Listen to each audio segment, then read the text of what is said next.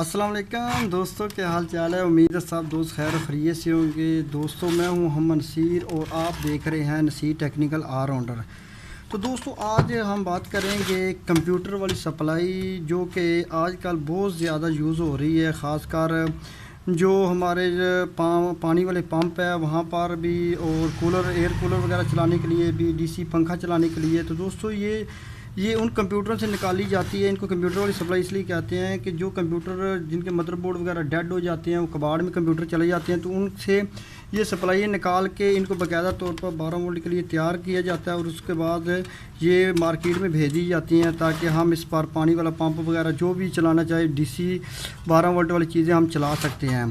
तो दोस्तों आज हमारे पास इस तरह की एक सप्लाई आई है। तो इसका में मसला ये है कि ये जो है ना बिल्कुल जल चुकी है। तो दोस्तों आज मैं इसको आपको एक ट्रिक बताऊंगा। ये देखो, ये बिल्कुल जला, ये हिस्सा बिल्कुल जल गया है।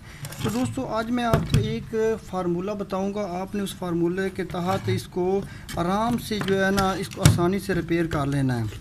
तो दोस्तों जैसे कि आपको मालूम होगा कि जो हमारे ये जो मेन तार है ना 220 वाली, ठीक है ना, ये जो करंट होता है ना 220 वाला, ये फ्यूज़ के थ्रू हमारे जो है ना ये पीएफ वगैरह लगे हुए हैं और कॉइलें वगैरह लगी हुई हैं, इनसे गुजर कर ये जो ब्रिज होती है ना, ये जो बड़ी ये ब्रिज जो कि एसी को डीसी में कन्वर्ट करती है, इस ब्रिज के थ्रू ये जो करंट है ना फिर आगे हमारे मेन कैपेसिटर पर जाता है। तो दोस्तों ये सिर्फ फार्मूला इसी सप्लाई पर नहीं बल्कि टीवी या कोई एलसीडी वगैरह की सप्लाई, कोई भी सप्लाई है ना उसका फार्मूला एक ही होता है। तो सब में आपने सिर्फ इसी ट्रिक को यूज़ करना है। तो दोस्तों अब इसमें जो है ना इसके जो ये हिस्सा जो है ना ये बिल्कुल जल चुका है। ये नीचे से भी जिस जगह पर लगी होती है वो जगह भी जल चुकी है, यानी ये बहुत ज़्यादा जल गई है। तो इसको रिपेयर करने का आसान तरीका ये है कि आप इतनी ये कॉइलें वगैरह, ये पीएफ, ये सब चीज़ें बदलेंगे तो आपका बहुत ज़्यादा टाइम भी ज़ाया होगा और शायद आपको ये मिले भी ना।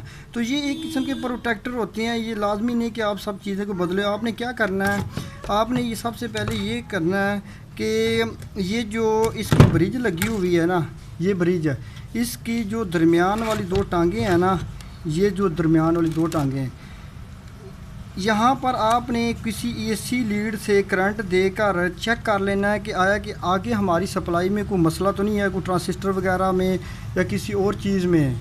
तो दोस्तों आप एक दफ़ा फिर देख लें, ये जो ब्रिज लगी हुई है इसके दरमियान वाली दोनों टांगों पर आपने मेन 220 वोल्ट देकर आगे चेक कर लेना है कि आया कि आगे तो कोई मसला नहीं है, आगे सप्लाई बिल्कुल चल रही है, बेहतरीन है, कोई मसला नहीं है। तो दोस्तों ये जो जितनी चीज़ें हैं ना इनको चेंज करने की आपको ज़रूरत नहीं। आपने क्या करना है, आपने इस तरह के दो लिंक ले लेने हैं और आपने क्या करना है, जो आपकी जो मेन 220 इन हो रही है ना, वहाँ पर आपने इन लिंक को इस तरह लगाना है।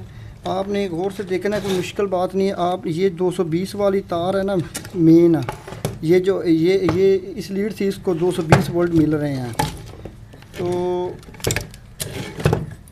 आपने क्या करना है, आपने यहाँ पर एक लिंक लगा लेना इस तरह, और जो दूसरा सिरा है ना, जो 220 का दूसरा सिरा, वहाँ पर इस तरह के एक दूसरी तार लगा लेनी है, ठीक है ना। तो इस तरह ये बड़ा आसान तरीका है इसको रिपेयर करने का। आपने क्या करना है कि ये जो ब्रिज लगी हुई थी आपको मैंने दिखाई थी, ये जो एसी को डीसी में कन्वर्ट करती, आपने क्या करना है, इन एक तार को आपने इसके ब्रिज के दरमियान वाले एक लिंक एक पिन से लगा देना है, ठीक है। तो इसी तरह ये जो दूसरी तार है ना 220 वाली, वो आपने उसी ब्रिज के अंदर वाली जो पिनें हैं दो में से दूसरी में से लगा देना है, यानी अंदर वाली दोनों पिनों पर आपने 220 यहाँ से डायरेक्ट कर देना है। तो इस तरीके से दोस्तों आपकी जो 220 वोल्ट है ना वो डायरेक्ट ब्रिज के दरमियान वाली दो पिनों पर जाएंगे। तो इस तरह ये ब्रिज है ना वो एसी को डीसी में कन्वर्ट करके आगे वोल्टेज दे देगी और आगे हमारी सप्लाई बिल्कुल ओके हो जाएगी। तो दोस्तों इस तरीके से आपको ये फ़ायदा होगा कि ये जितने भी आपके फ्यूज़ वगैरह पीएफ जो जले हुए हैं जितने भी हैं इनको आपको चेंज करने की ज़रूरत नहीं होती। तो ये बड़ा आसान फार्मूला है।